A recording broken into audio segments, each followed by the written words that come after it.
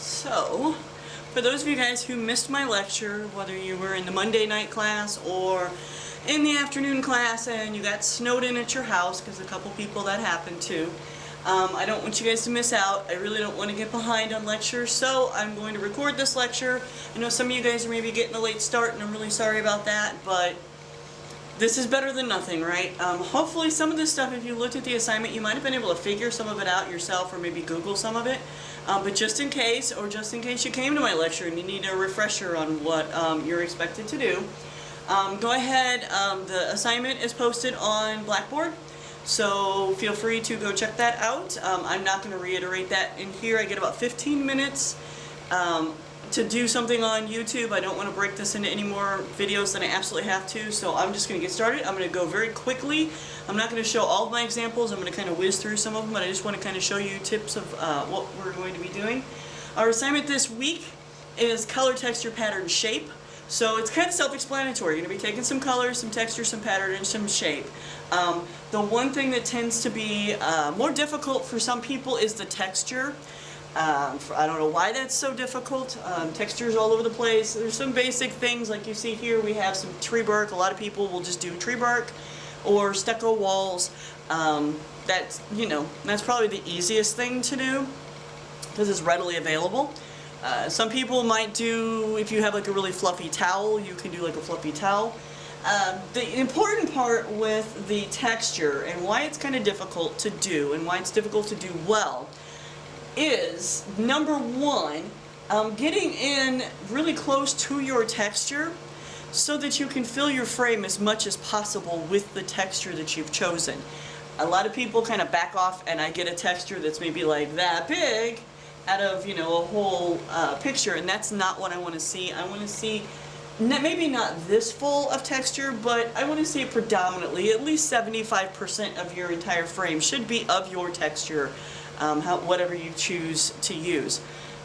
The key to doing that, camera settings here, is if you're not using a DSLR where you can kind of back off and maybe have a zoom lens or something, if you have a point and shoot, and some DSLRs may have this too in bridge cameras, try not to get like super up close to your camera. Obviously your camera can't focus if you're standing too close, so back off and use your zoom, your T and W toggle switch that you might have, or if you have just a button or something, your telephoto and wide angle. Back off a little bit and use your telephoto to zoom in. Now be mindful, and I know that I've mentioned this in class before, that a lot of cameras have two different types of focuses or telephoto features. Your zoom feature, you have your optical zoom, which is what physically your lens can go out to, and then you have your digital zoom, when your lens goes as far out as it can go, and then you get into the digital zoom where your lens isn't physically moving any longer. Now the computer inside the camera is reproducing what it thinks it would look like if you could go a little farther. I know we talked about this in class. Be mindful of where your camera goes into digital zoom, and please do not go into digital zoom because it completely makes your photos look horrid. And especially for this, if I get a texture photo and it is like super blurry, I'm not even going to grade those, so be forewarned. Because I get a lot of them, and I get a lot of them that are really out of focus, and there's really no reason for that at all. I understand maybe a little bit of blur, but I don't want to see super blurry. If it's super blurry, I'm not going to give you any points for it, so just note that you've been warned about that. So try to do telephoto. Most cameras cannot focus anything under, say, 4 feet away from the object, so keep that in mind. Unless you have the mode that a lot of people call it the tulip mode. It's actually called macro, and the symbol is a little tulip. And if you switch over to tulip mode, that's your macro mode, and that will help you physically get a little bit closer. It allows you to get, I believe, like 2 feet away from your object, and then you can zoom in. And it's made so that you can take small pictures of smaller objects and be able to zoom in to fill the frame more with smaller objects. So that's what tulip mode is for. So if you have that, go find it and put your camera into macro mode, and it will help you fill your frame with whatever it is you're trying to take a picture of. Because I know not everybody's textures will be a huge tree that you can get really far away and zoom in on. So use those to your advantage. That's your technical part of your lesson this week, is learning how to back off and use your zoom. Don't use your digital zoom, and use your tulip mode to help you focus in on things. Be sure that when you've taken the photo, use your preview and then zoom in on your preview a couple steps and see, do your lines look nice and crisp? Now if you zoom in too much, it's going to look pixelated and blurry anyway. But just a couple steps in zoom, and zoom in on some of your edges and make sure that it's actually still in focus, because remember, your LCD screen is a liar and it'll make things look in focus. Then when you pull it in your computer, it's not in focus. So keep that in mind, okay? Please try and take a look. And if you do get all the way to your computer and you look at it and it's out of focus, then stop what you were doing and go retake that photo. Because I know with the weather this weekend, most of you guys are not going to leave your houses. So you can stop what you're doing and go retake that photo again. Or if you just really cannot get a clear photo, do something different. Don't keep trying to do the same subject that's just not working, because you're going to lose points.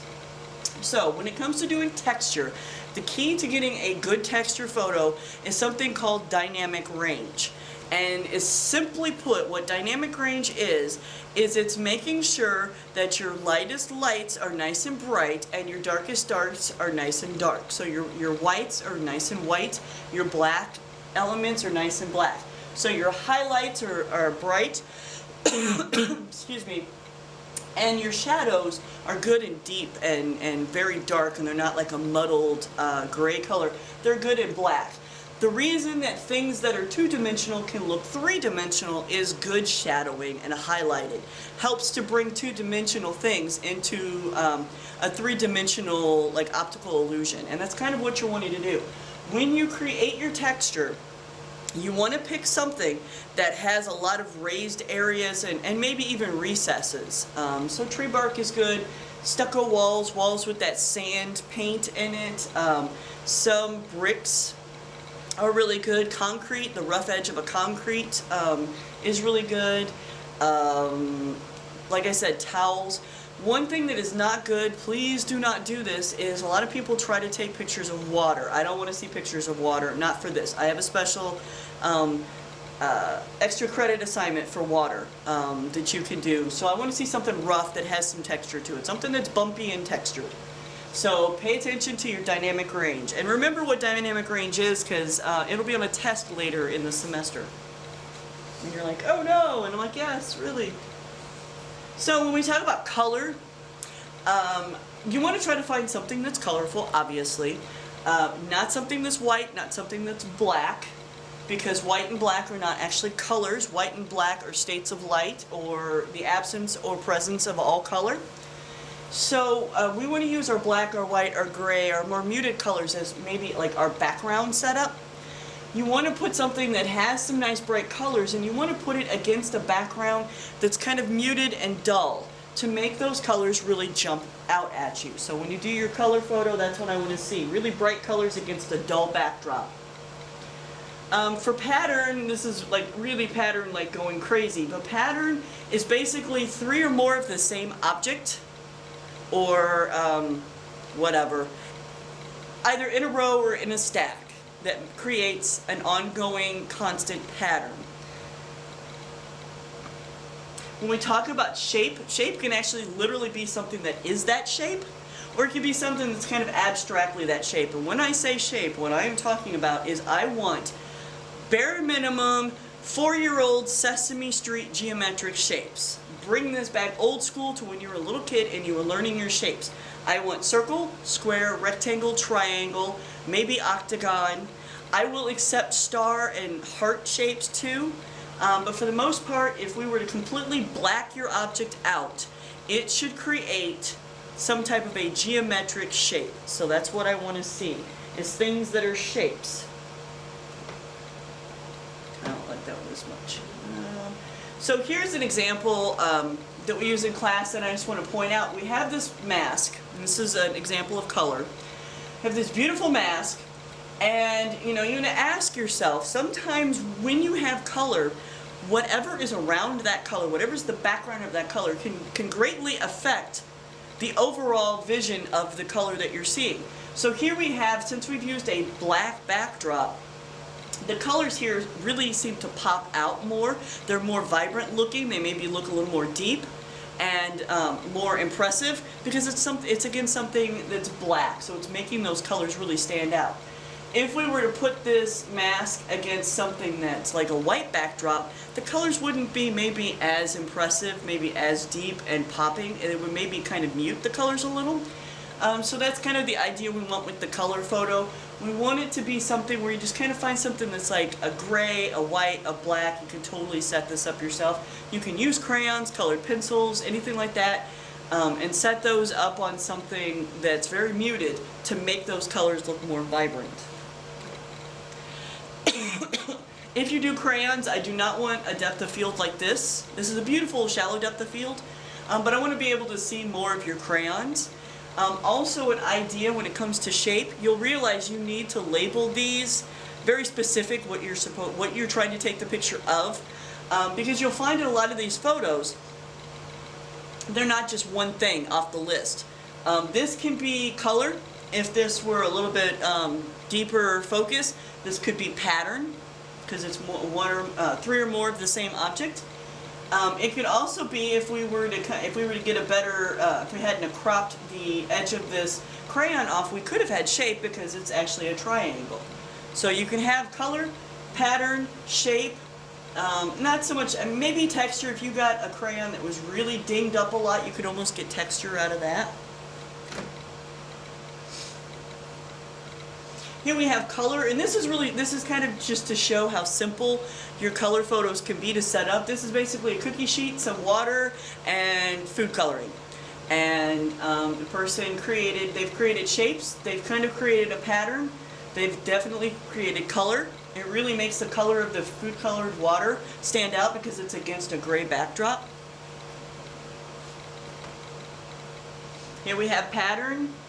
Maybe texture a little bit. This is extremely nice dynamic range. Nice whites and black that make it look very three-dimensional. You can definitely tell that if you were to look at this photo and you had never seen this object before, just by looking at it, you could pretty much make an educated guess on what it would feel like to touch that. You could you could make an educated guess that this is going to be kind of rough and it's going to be kind of pointy and sticky. It doesn't look soft and fluffy. It looks very rough, cold, organic, which is the idea of your texture photo. We want to be able to tell whatever it is you were taking a picture of. If we've never seen that before, we can make an educated guess of what it would feel like if we were to run our hands over that object. Now here we have a bunch of different things, and depending on how we crop this photo, in camera, obviously you can't crop it in Photoshop yet. But depending on how if you were to come across a photo like this, which I know most of you guys are going to be outside, here we have pattern, definitely pattern. We have shape, because we have lots of squares and rectangles. And we even do have color, because we have this nice yellow leaf, and it's against a more muted kind of gray granite color. If you were to find something like this, do not forget that you do have point of view under your belt. You do have rule of thirds under your belt. Use those concepts still. Don't throw those away. Incorporate those into the photography. We want to keep building. As we add weeks on, you want to build and build and put these elements into every photo you take. And you'll stop taking snapshots and you start taking actual photographs. So here I would rather have gotten a little closer, maybe cropped in and made that leaf like a rule of thirds or something. To really, even though it does stand out, make it stand out even more.